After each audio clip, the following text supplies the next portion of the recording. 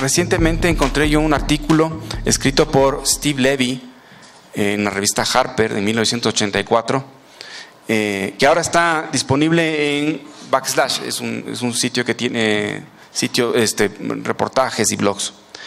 Y entre las cosas que decía ahí es que ya el tema de las hojas de cálculo han venido a redefinir la naturaleza de algunos trabajos. En el artículo, Steven dice que, pónganse en 1984, dice que en época de la hoja electrónica el rol del contador con la hoja electrónica ha llegado a ser casi sexy, ¿ok? Claro, piensen que para esa época él incluso tuvo que definir dentro del artículo que era un cursor, ¿sí? Y que si uno presionaba las flechas, el cursor se movía entre las celdas. Pero ya en ese momento ya estaba realmente cambiando la forma en la que se manejaban los negocios y los cálculos. ¿Por qué? Porque uno podría correr dentro de hoja de cálculo escenarios what if, ¿qué pasa si? De hecho, en ese artículo un ejecutivo es citado diciendo que es como tener una especie de empresa fantasma con la que yo puedo simular, ¿no es cierto? ¿Qué pasaría si es que hago un cambio u otro?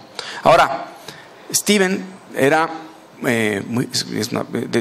ponía la precaución, ¿no? De que los temas intangibles son difíciles de cuantificar y de meter en un hoja de cálculo, ¿sí?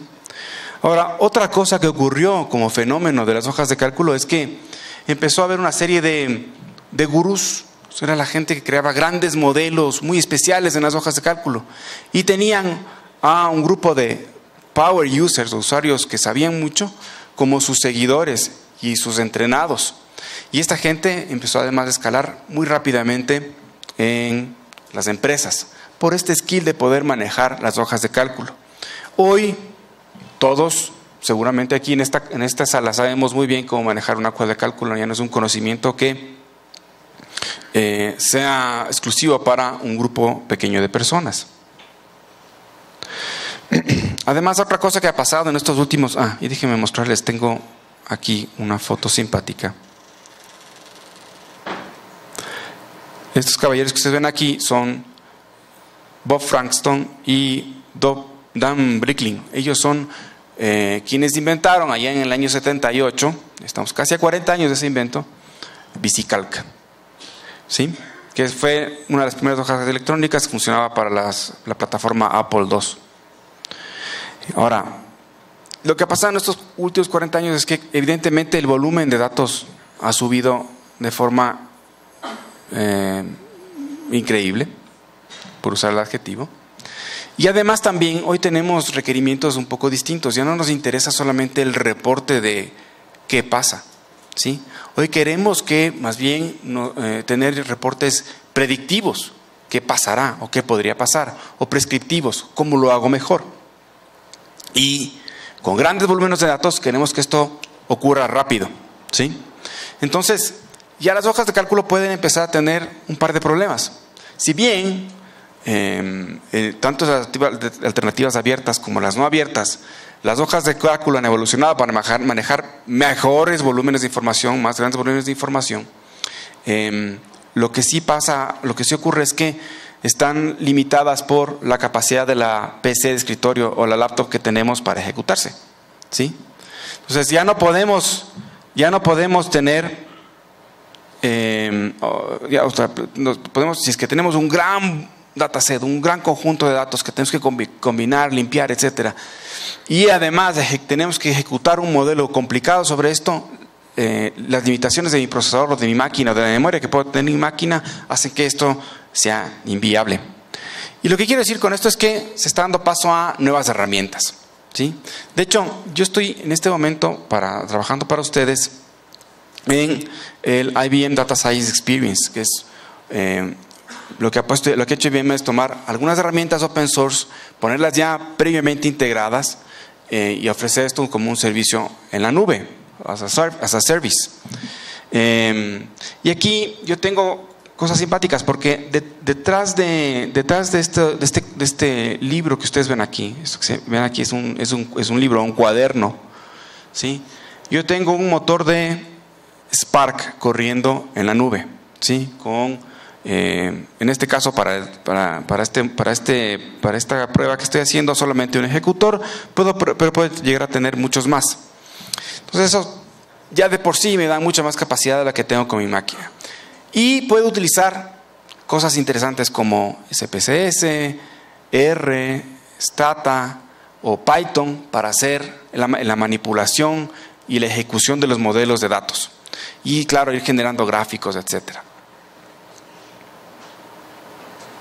Una cosa chévere es que como ya está preintegrado, generalmente lo que suele pasar es que ponerlo en marcha, instalarle de mantenimiento, actualizarlo, etcétera, suele ser complicado. Aquí ya viene listo. Ahora, en efecto, ustedes pueden, de hecho incluso hay máquinas de Docker que uno puede descargar, ¿sí? Imágenes Docker que uno puede descargar, como para poner un ambiente similar en nuestras empresas, ¿sí? Ahora,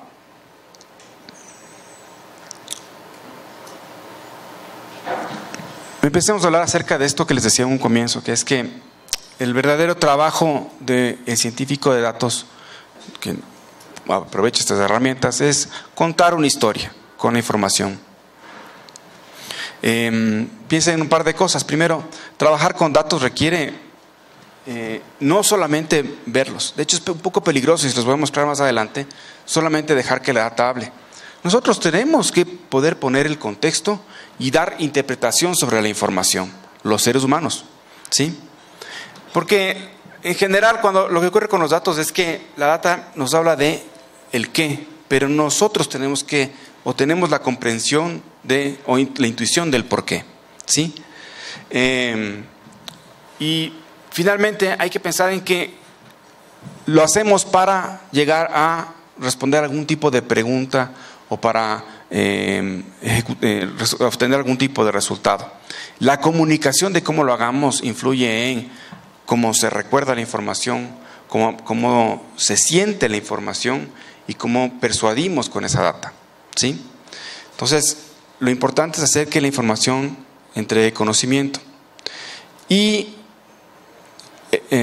solo para ejemplificar por qué les digo que es importante que no dejemos simplemente que la data hable por su cuenta, quiero que vean la siguiente tabla de datos. Esta la tomé de un libro escrito por Tyler Vigen, que se llama Correlaciones espurias. Es muy interesante, de hecho tiene un sitio web publicado y tiene más de estos ejemplos disponibles en una página web que los invito a ver. Aquí él compara los doctorados que se obtienen por año y las ventas de juegos de video, de juegos de arcade, ¿sí? Entonces, aquí está el dataset. Si es que yo ejecuto una correlación, que es lo que acabo de hacer aquí con estos datos, me puedo dar cuenta de que entre doctorados y ventas de juegos de video existe una relación cercana al 1, ¿sí? O sea, están muy correlacionados. De hecho, para que lo vean, voy a hacer un gráfico del tema, ¿sí? Y aquí podemos ver las curvas de ambos asuntos.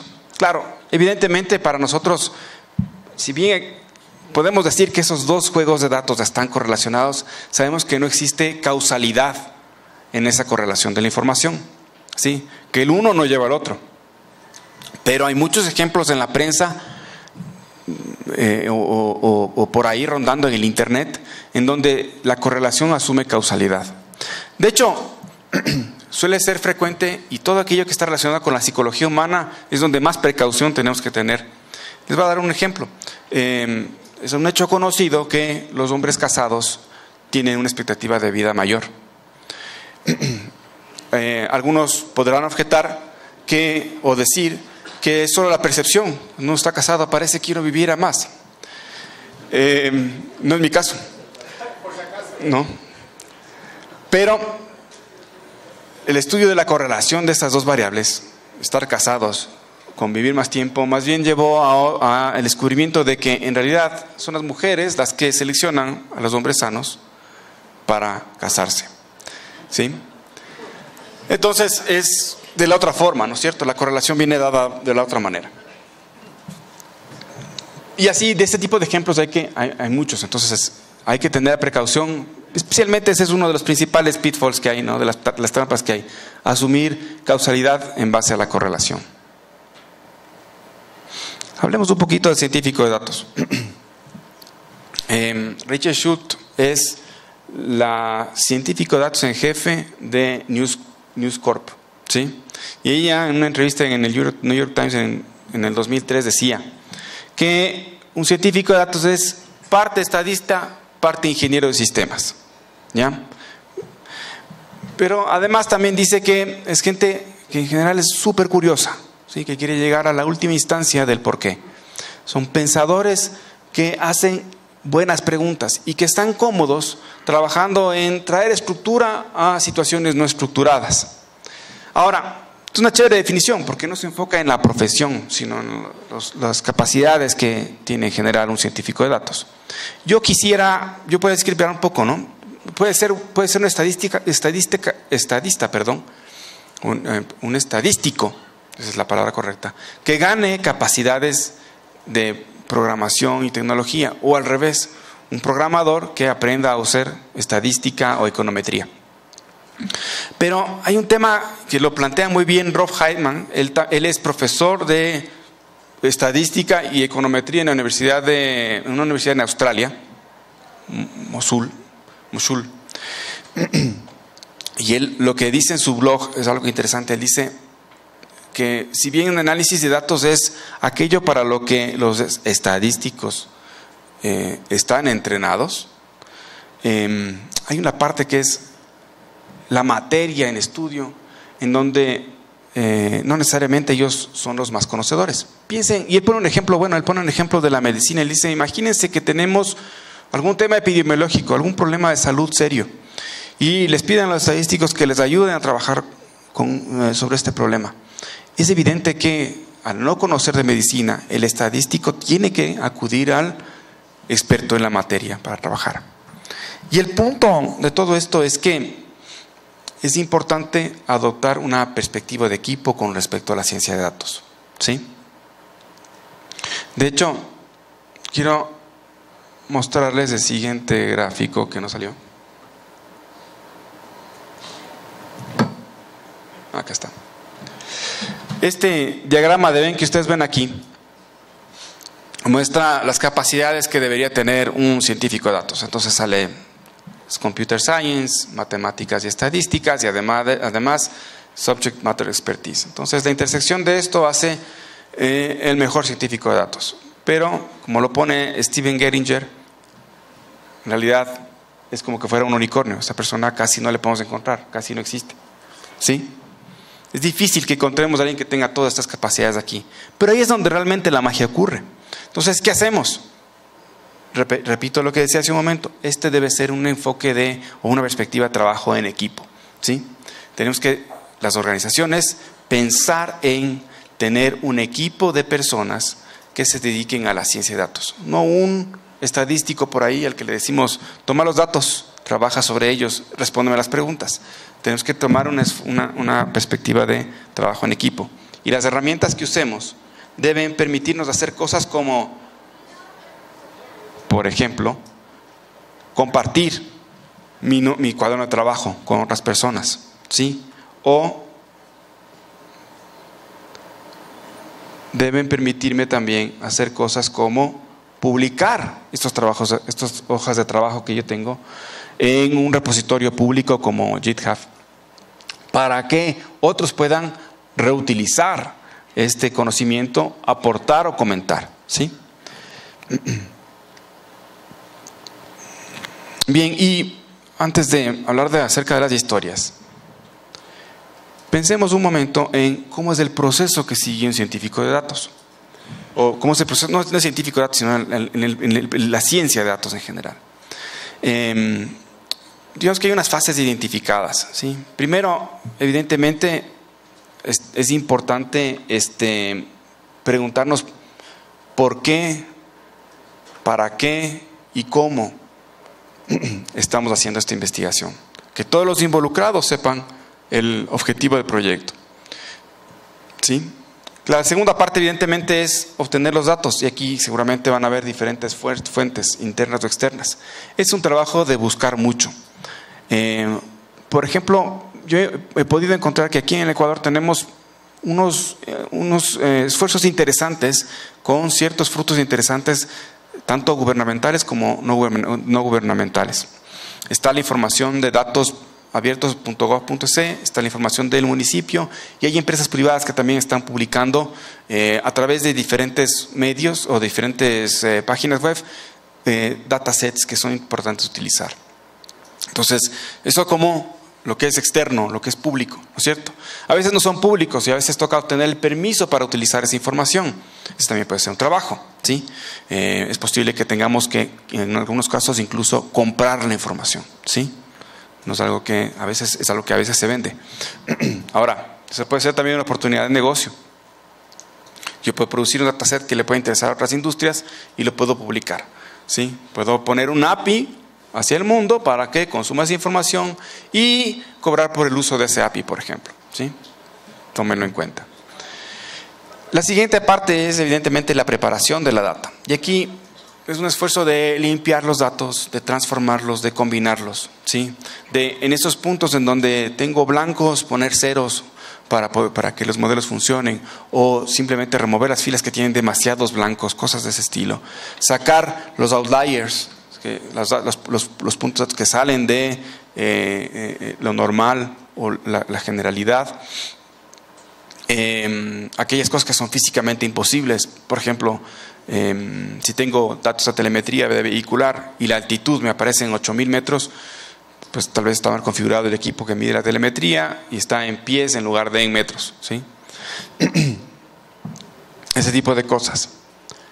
La siguiente parte es hacer una exploración inicial y entender cómo está la información, compenetrarme con los datos, hacer unos gráficos iniciales y ver qué cosas puedo aprender acerca de los datos.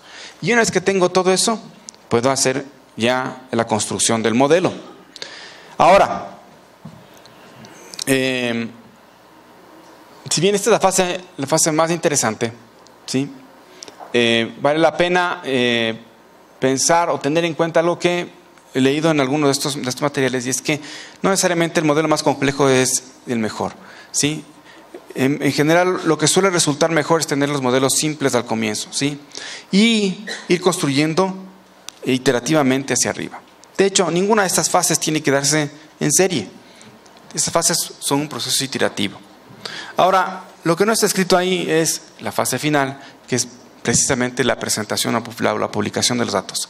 Ahí es donde la narrativa entra en juego.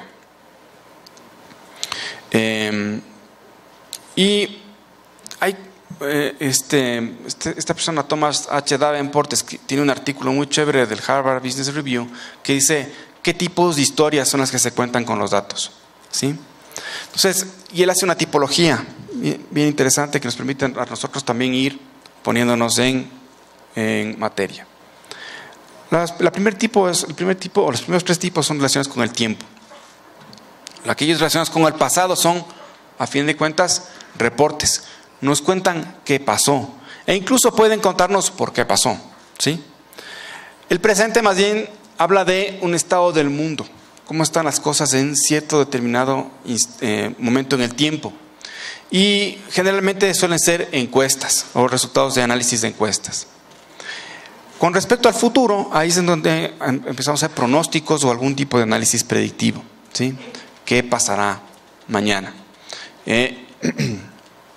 Ahora, en función del enfoque, podemos tener tres tipos de reportes que se pueden enlazar entre sí. El qué, que es lo mismo que decíamos un momento, ¿no? El reporte, ¿qué pasó? El por qué es las razones o cuáles fueron las variables que llevaron a ese estado del mundo. Y el cómo es una o dos o tres o n alternativas de qué puedo hacer para optimizar un proceso o para cambiar un estado del mundo hacia lo que me interesa. Ahora, si es que los categorizamos por el método, por la profundidad utilizada, podemos distinguir dos casos. El uno Davenport lo llama el CSI, ¿sí? Ustedes han visto CSI, esa gente hace una investigación, pero la verdad es que todo pasa en 30 o en 45 minutos que se acaba la serie, ¿no? Es flash, rapidísimo y dan con el resultado, ¿sí? Sí hay de ese tipo de cosas. De hecho, por ejemplo, tengo un ejemplo simpático. Una empresa dedicada a viajes y turismo empezó a notar, porque empezó a capturar esta información en su sitio web, que las personas en el Reino Unido, especialmente en Gales, llegaban a la página, empezaban a navegar y en cierto momento salían de la página o no seguían o no continuaban. Y entonces tuvieron que poner un poco más de monitoreo en esa página para entender qué pasaba y vieron que llegaban al zip code, al código postal, y ahí se acababa el tema. La razón era que en ciertas áreas rurales de Gales no tienen el código postal. Entonces es una investigación súper rápida y súper corta que me da a mí fácilmente un método de optimización. Quito ese campo para Gales y se acabó. Y entonces voy a tener más ventas en ese lugar, ¿sí? El otro tipo es el Eureka. Esos son, claro, esos problemas más complicados en donde me paso una semana, 2 semanas, un mes. Y finalmente cuando llega algún tipo de respuesta, quiero salir gritando Eureka por toda la oficina, ¿sí? Entonces aquí, por ejemplo, puede ser cómo encontrar el mejor modelo para enlazar a un comprador con un producto y hacer esto para todos los productos, ¿ya? Ahora, la metodología que utilicemos también es importante. Y aquí el autor habla de solo 2 tipos, correlación y causalidad. Thomas Davenport, ¿sí? Entonces, en el caso de correlación, yo quiero ver qué variables se comportan de maneras similares. La una sube y la otra baja, las dos suben de la misma forma. Quiero buscar algún tipo de patrón de correlación. Y en el segundo, quiero ver qué variables influyen en un comportamiento, ¿sí? Entonces son 2 tipos de análisis. No necesariamente el uno excluye al otro. Es muy frecuente que yo empiece por correlación y después pase a trabajar en lo que es la causalidad. Ahora yo personalmente quisiera agregar dos categorías por métodos adicionales. La una es la optimización prescriptiva, ¿sí? Es donde yo genero un modelo de optimización. Yo tengo una serie de datos que me dicen cómo se dan las cosas, ¿sí? Como por ejemplo, tengo turnos y cómo se asignan los turnos. Y yo tengo un problema porque a veces tengo gente que está sobreutilizada y gente que está subutilizada. Y yo genero con esa información un modelo y le provisiono estos datos, y el modelo lo que me dice a mí es: tú deberías asignar tus recursos de la siguiente forma. Él me prescribe cómo resolver o cómo optimizar mi problema. Y de esto hay muchos ejemplos.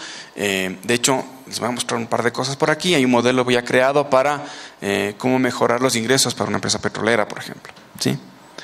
Y el otro tipo basado en la metodología es el de aprendizaje de máquina. Este se parece al predictivo, de hecho nace de ahí. Yo tengo un modelo que predice algo, pero tengo un ciclo de retroalimentación que me permite mejorar mis predicciones hacia el futuro, ¿sí? No sé si es que hay preguntas hasta ahí. A ver. Con lo que respecta a Big Data para el futuro.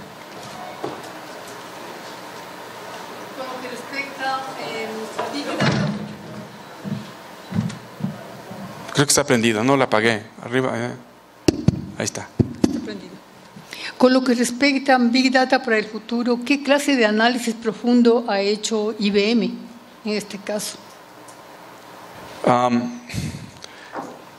ver cómo respondo a la pregunta. Lo que pasa es que no es una bola de cristal, ¿sí? Más bien cómo funciona es: yo tengo un comportamiento que se ha dado en el pasado, ¿sí? Con base en algunas variables. Y el análisis predictivo me puede decir: ok, tienes data hasta, no sé, de tantos años hasta cierto punto, ¿sí? ¿Qué va a pasar después? ¿Qué va a pasar en los meses que vienen? Entonces lo que asume el análisis predictivo es: si es que se ha ido comportando así, debería seguir estable en función de las variables. Y podemos hacer la extrapolación. Ese es el análisis predictivo, ¿ya? O sea, no se trata de una elucubración de qué va a venir o alguna cosa así, sino de que tenga los datos que me están faltando hacia adelante, que puede intuir cómo se va a comportar un cierto grupo de variables. ¿De acuerdo?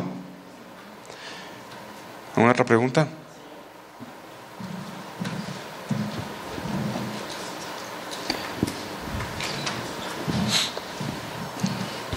Buenos días. Está claro que el científico de datos es, como usted dice, un unicornio que no se le encuentra. Sin embargo, sí me gustaría precisar qué características de estadístico debería tener una persona normal para que forme el grupo que tenga, que la empresa tenga como para reemplazar al estadístico de datos, ¿no? Uh-huh. O sea, se me ocurre, bueno, aquí estamos hablando de correlación y causalidad, pero esos son términos estadísticos. Entonces, por lo general los estadísticos tienen una formación en ese sentido. Por otro lado, los de sistemas, en este momento tenemos la obligación de manejar Python porque en realidad eso es bastante dúctil, es increíble. Por el otro lado también tenemos herramientas como R, que son de open source y que pueden, son herramientas esenciales para el científico de datos. Y por el otro lado está digamos, el conocimiento del negocio, ¿no? Uh-huh. Entonces, en esos tres pilares, ¿cuáles serían las características mínimas que debería tener el personal en estadística, en sistemas y en conocimiento del negocio? Quisiera venir del mundo estadístico, ¿no es cierto? Lo que puedo decir al respecto es que en general, más bien, ¿quién se prepara? ¿Quién estudia matemática aplicada, estadística o econometría? Es un buen candidato para entrar en el mundo de la ciencia de datos, ¿sí? Porque ya tiene, digamos que tiene esa capacidad de hacer análisis de información. Ahora, lo que sí vale la pena entender es que si no encuentro ese perfil, la verdad es que lo necesito, ¿sí? Y yo iba a cerrar la presentación con esto, más bien va a ser un demo, pero una cosa que quiero que consideren es la siguiente. Amazon, Airbnb, Netflix, Google incluso, ¿sí? Son empresas que le han apostado a este asunto y que han visto, y ustedes lo saben, no tengo que contarles historias, grandes beneficios con respecto a la explotación de la información, ¿sí? Entonces, ahí está el caso de negocios. Lo importante es que visualicemos que en nuestras organizaciones estas capacidades son necesarias y que si bien no está fácil conseguir a la gente que tenga estos skills, quizás vale la pena, entre el dilema de contratar formado o formar a alguien que tengo, hacer lo segundo, mientras la academia en el Ecuador nos empieza a ayudar con la formación de esto. De hecho, un par de cifras que tenía como para mostrarles es, se estima que para el 2018, esto es un estudio de McKinsey Global, para el 2018 en Estados Unidos va a haber un déficit de entre 140,000 y 190,000 científicos de datos, ¿sí? O sea, no es algo que está pasando solo aquí en el medio, no son escasos solamente aquí, son escasos también afuera. Pero, ante el dilema como tal, el planteamiento es, tal vez lo que hago es formar al equipo, ¿sí? Pongo a la persona de tecnología con alguien que sepa de matemáticas y al que es experto de la industria de mi organización a trabajar juntos en el área de ciencia de datos como tal, ¿sí? Bien, voy a mostrarles un par de cosas aquí. O sea, porque, claro, si es que hablo de que hay que contar una historia, debería yo contarles una historia. Entonces, una historia con información. Comienzo como comencé diciendo, no soy un científico de datos, pero me ha interesado mucho las herramientas, como decía. Y aquí yo tengo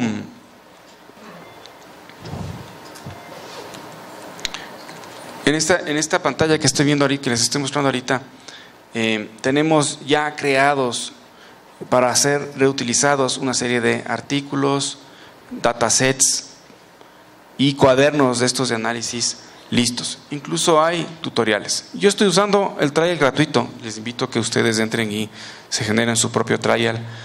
Busquen en Google IBM Data Science Experience y lo van a encontrar. Y para contarles la historia, yo lo que voy a hacer es basarme en un cuaderno que ya fue creado, ¿sí?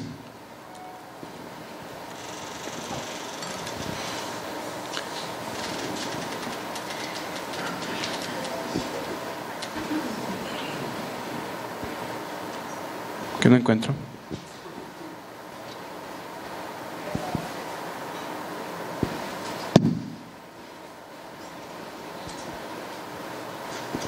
Ok. Entonces, una de las cosas chéveres de esta plataforma es que me permite a mí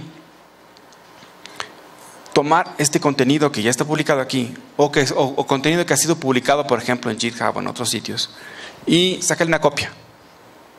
Y al sacarle una copia, ya lo provisiona y lo crea, ¿sí?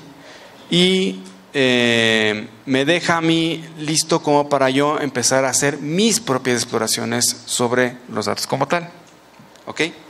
Entonces, yo ya había hecho una copia antes y lo tengo listo.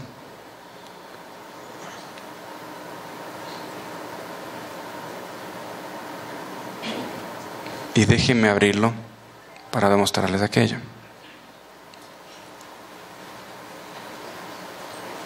Entonces, en este cuaderno la idea es analizar la data de precipitación.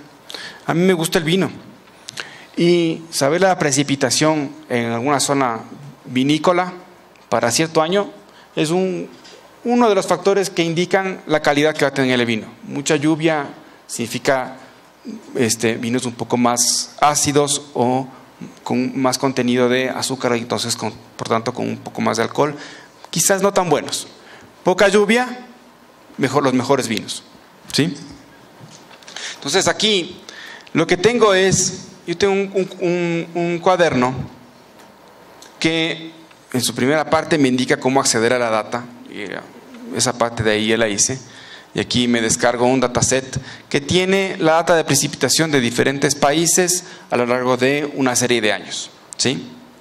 Y entre las cosas que yo empiezo a hacer fíjense cómo voy siguiendo las fases, ¿no? Primero, planteo la pregunta, ¿no? ¿En qué años fueron los mejores como para los viñedos? ¿Sí? Entonces, después empiezo a buscar la información, la obtengo, y lo siguiente que hago es, prepararla y explorarla, ¿sí? Entonces, aquí, fíjense que le saqué solamente las primeras filas, 4 filas. Podría sacarle de una vez unas 10 filitas. Y aquí tengo la información de diferentes países para los años 1990 hasta el 2009. Lo cual es un buen dataset porque en general los vinos tienen algunos años para llegar al mercado. Y aquí también podría sacar los últimos, ¿sí? Entonces déjenme sacar los 10 últimos. ¿Qué estoy haciendo? Esto es un pedacito de código Python que se ejecuta contra esta información que tengo guardada. No se ejecuta en mi máquina, lo está haciendo el motor que está atrás, que es un motor de Spark. Es decir, lo está corriendo en memoria y súper rápido, ¿sí? Entonces la otra cosa que quiero saber es, veamos cuáles son los países que sí tienen mediciones del clima entre los diferentes años. Y veamos si es que ahí están, si aquí está Chile, no está Argentina, pero también está Ecuador. Entonces podemos ver aquí la data para Ecuador, ¿sí?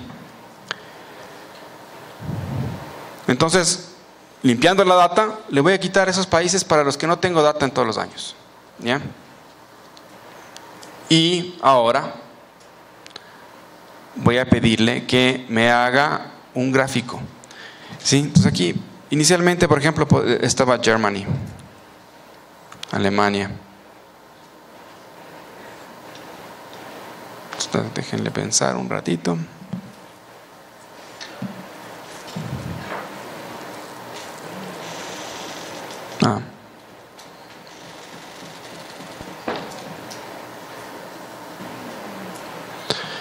Y aquí me sale cómo estuvo la precipitación en millones de metros cúbicos para los diferentes años.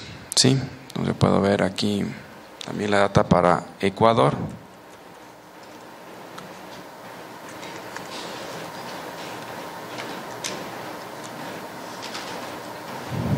¿Sí? Y ahí también, por ejemplo, me nace una pregunta de si es que aquí hay una tendencia creciente o decreciente de las lluvias. Podríamos verlo más adelante. Aquí es otra vez del gráfico, así que lo voy a dejar, lo voy a saltar. Y la otra cosa que podemos hacer es buscar los países con las mayores precipitaciones, ¿sí? Entonces, en este caso, tomé los 10 primeros. Fíjense que Ecuador está en la lista, ¿sí? Como número 9 de los 10 primeros.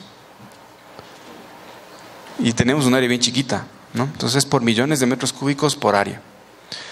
Entonces, tiene bastante lluvia. Si lo dibujamos, la línea verde aquí representa Ecuador y la línea morada representa Chile, ¿sí? Fíjense que tiene notoriamente una curva que además es descendente, la de Chile. Eso quiere decir que si bien podría ser que entre los años 2002, 4, 6, etcétera, no haya estado viendo bien hacia el futuro, la tendencia sea a que van a mejorar los vinos. Y yo podría decidir entonces invertir en una vinícola en Chile. Ahora tengo otro tipo de plots, como por ejemplo un gráfico que compara, ¿no es cierto?, a los diferentes patos, al top 10 de los países. Evidentemente China es muy grande. Fíjense cómo está Colombia y Venezuela. Ellos tienen más lluvia por metro cuadrado que nosotros. Y ahora voy a hacer mi análisis, ¿sí? Y le voy a pedir que me analice específicamente la precipitación de Chile. Fíjense que sí vemos una cierta tendencia a bajar, ¿ya? Pero eso es lo que vemos en el gráfico. Pidámosle al sistema, ¿sí?, que nos haga ese análisis y nos muestre si es que existe una pendiente negativa o no. Y aquí más bien vemos que en realidad tenemos una pendiente positiva. Si le pedimos que nos grafique esta pendiente,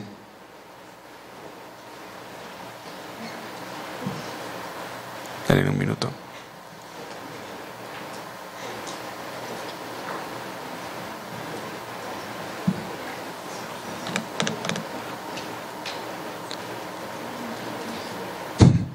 Ahí está, rapidísimo.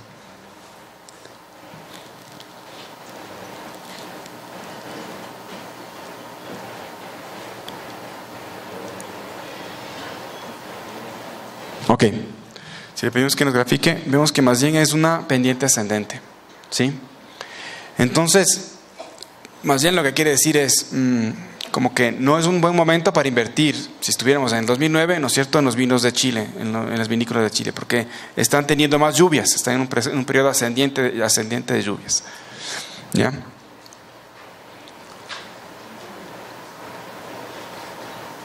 Ahora, ¿qué pasa con Ecuador? ¿Sí?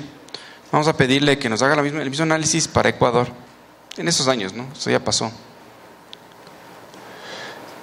Aquí más bien nosotros parecería que tendríamos una pendiente positiva o quizás incluso negativa.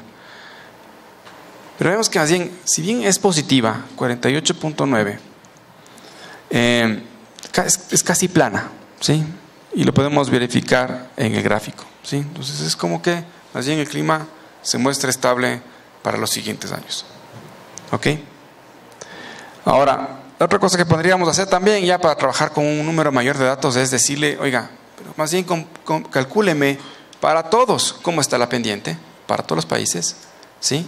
Y muéstreme cómo va la tendencia o cuáles son los países que tienen una tendencia negativa, ¿sí? Y aquí podemos ver los países que tienen una tendencia negativa. Entonces aquí podríamos ir pensando en países vinícolas.